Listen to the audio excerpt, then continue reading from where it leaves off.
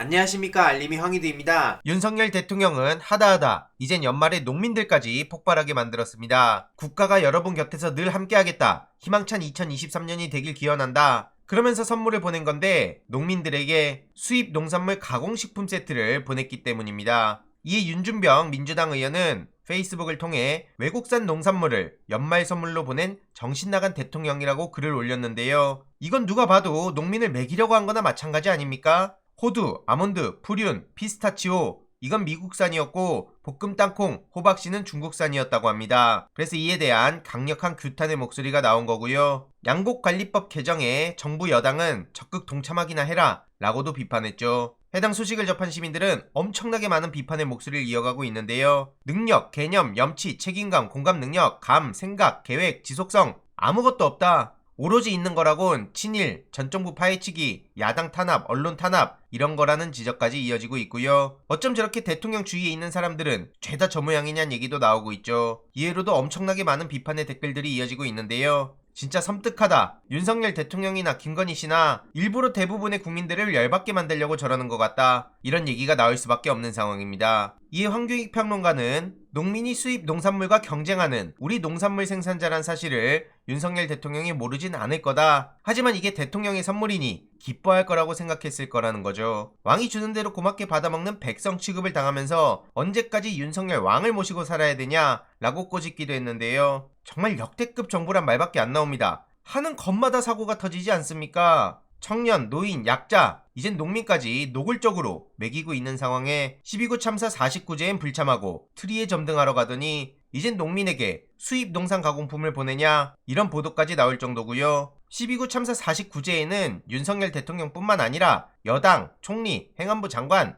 관련자들은 전부 다 자리에 없었다는 게 굉장히 심각한 문제인 겁니다. 이에 대한 비판이 나오자 오히려 김기현 씨는 되려 본인들이 썽을 내고 있는데요. 유가족 앞세우는 인면수심 정치란 얘기를 저들이 할 자격이 있습니까? 민주당의 행태가 목불인견이라며 윤석열 대통령이 사과를 3번이나 했는데 뭘 더하냐 이런 태도인 겁니다. 염치가 없어도 정도껏 없어야지. 당대표하고자 아주 막말을 그냥 쏟아내는구나. 이런 비판의 목소리들이 이어지고 있고요. 지금 국민의힘 의원들은 그저 당권 경쟁에만 진심이죠. 최근 권성동, 김기현, 안철수, 윤상현, 나경원 등 국민의힘에서 차기 당권을 두고 다투는 여당 정치인들이 새로운 미래를 준비하는 모임 행사에 참석했다고 합니다. 거기에 이영수라는 운영위원회 회장이 있는데 그는 여권 조직의 역사라면서 여기 잘 보여서 다음 당권을 노린다 이런 얘기들이 나오고 있고요. 지금 친윤계 사이에선 나경원 씨에게 관심이 쏠리고 있다는 얘기도 나오고 있죠. 최근 윤석열 대통령도 노골적으로 뜻을 전했듯이 경선 룰을 아예 당신 100%로 변경하려는 움직임이 사실상 내부에서도 인정하는 분위기라고 하는데요. 지금 나경원 씨가 출마 확정이 되면 다른 친윤계 후보에게 갈 표가 나경원 부위원장에게 상당히 옮겨올 것이라고 합니다. 지금 저런 얘기들이나 하고 있을 때입니까? 원희룡 장관은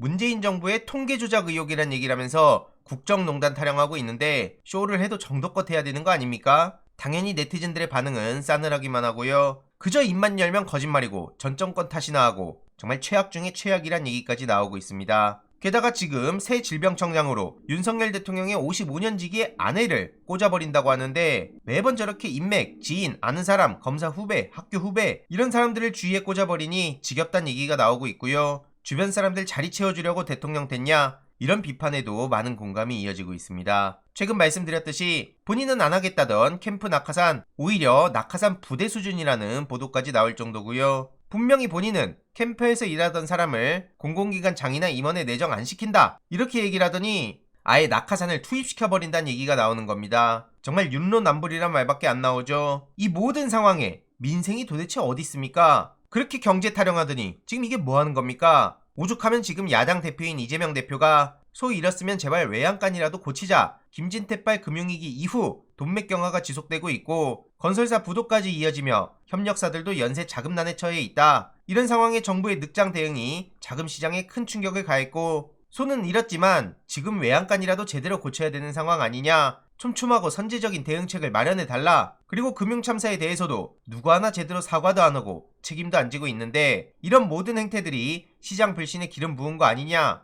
경제위기 경고음이 반복된 지도 오랜데 언제까지 저렇게 허둥지둥대고 그냥 손 놓고 있을 거냐 이거죠. 이후로 저들이 어떻게 대응하는지 계속 지켜보고 소식 전해드리도록 하겠습니다. 이번 내용도 유익했다면 구독, 좋아요, 알림 설정, 멤버십 가입 정말 큰 힘이 된다는 점 말씀드리고 싶습니다. 주위에 널리 공유 부탁드립니다.